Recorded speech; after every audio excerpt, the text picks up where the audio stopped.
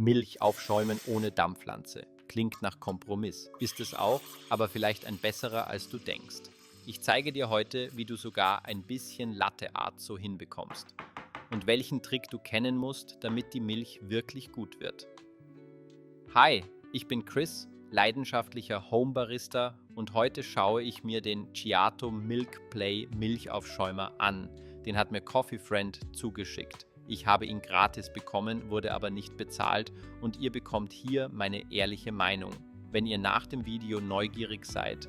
Coffee Friend hat mir einen Gutscheincode für euch zur Verfügung gestellt. Der Code lautet CoffeeChris15. Damit bekommt ihr 15% Rabatt auf alle Giotto-Produkte. Also nicht nur auf diesen Milchschäumer, sondern zum Beispiel auch auf deren Wasserkocher mit Temperaturkontrolle. Der Code ist bis August gültig, ich schreibe ihn euch in die Beschreibung. Aber jetzt zum Gerät selbst. Der Giotto Milk Play kostet im Moment 30 Euro, das ist nicht viel. Und schon beim ersten Anschauen merkt man, dass da mehr dahinter steckt als ein billiger Stabmixer. Das Gehäuse ist matt weiß, schlicht, macht auf der Küchenzeile wirklich etwas her.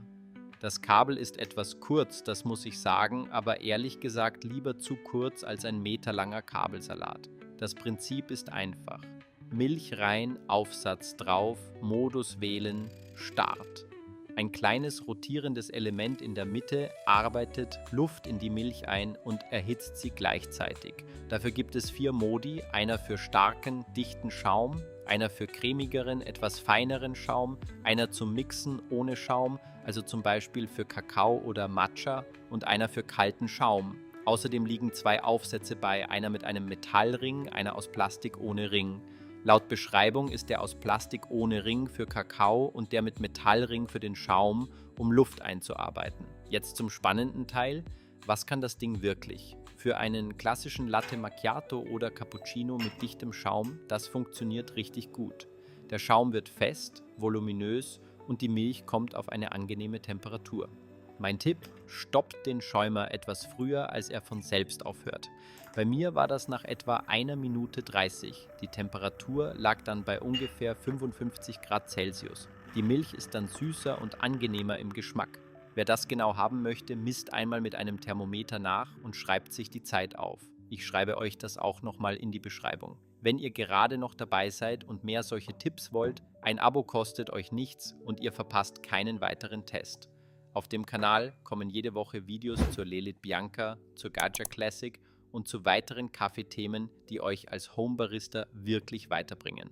Jetzt zum schwierigeren Teil: Microfoam, also diese samtige, feine Milchtextur, die man für Latte Art braucht. Das ist mit so einem Milchschäumer wirklich nicht leicht zu erreichen, da man eine sehr feine Struktur braucht und das mit dem groben Metallring einfach schwer hinzubekommen ist. Ich habe versucht, das rauszuholen, was geht. Mein Setup: der Plastikaufsatz ohne Metallring, der stärkste Schaummodus und die Kanne leicht schräg gehalten, damit ein besserer Wirbel in der Milch entsteht. Dazu eine etwas fetthaltigere Milch, die sich leichter cremig aufschäumen lässt.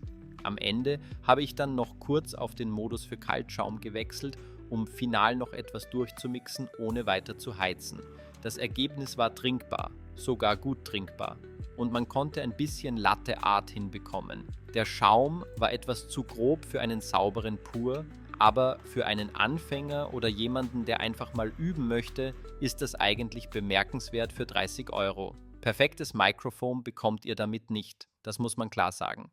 Vergleichbare Geräte, die wirklich Microfoam versprechen, wie zum Beispiel der Nanofoamer, kosten ca. 160 Euro, also mehr als das 5-fache. Das ist mir persönlich nicht wert. Also seid euch bewusst, falls ihr den Giotto Milk Play kauft. Perfektes Microfoam ist nicht drin. Vielleicht geht es noch ein bisschen besser, als ich es geschafft habe. Da kann man viel experimentieren und es kommt auch sehr auf die Milch an, die ihr verwendet. Ein Hinweis noch zur Reinigung. Das Gerät erhitzt die Milch schnell und stark. Unten am Boden kann es relativ heiß werden. Milchreste können anbrennen, wenn man das ignoriert. Also kurz nach der Benutzung mit einem Papiertuch drüber wischen und gut ausspülen. Das reicht, aber lasst das nicht austrocknen. Für wen macht dieses Gerät also Sinn? Ich sehe da ein paar klare Anwendungsfälle.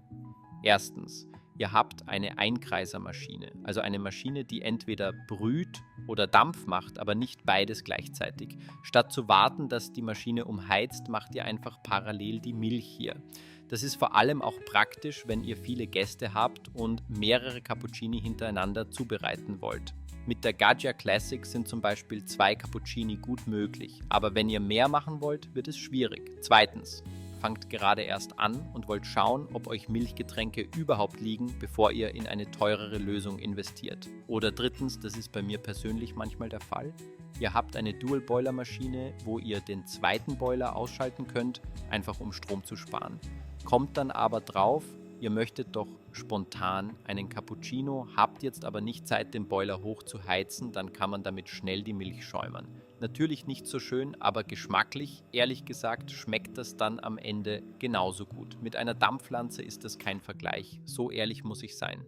Aber das ist preislich auch kein Vergleich. Für 30 € bekommt ihr ein gut aussehendes, einfach zu bedienendes Gerät, das seinen Job solide macht. Schreibt mir in die Kommentare, was interessiert euch noch an dem Gerät? Was würdet ihr gerne in einem zweiten Teil sehen? Ich freue mich auf eure Meinungen. Bleib neugierig und genieß deine nächste Tasse. Bis bald.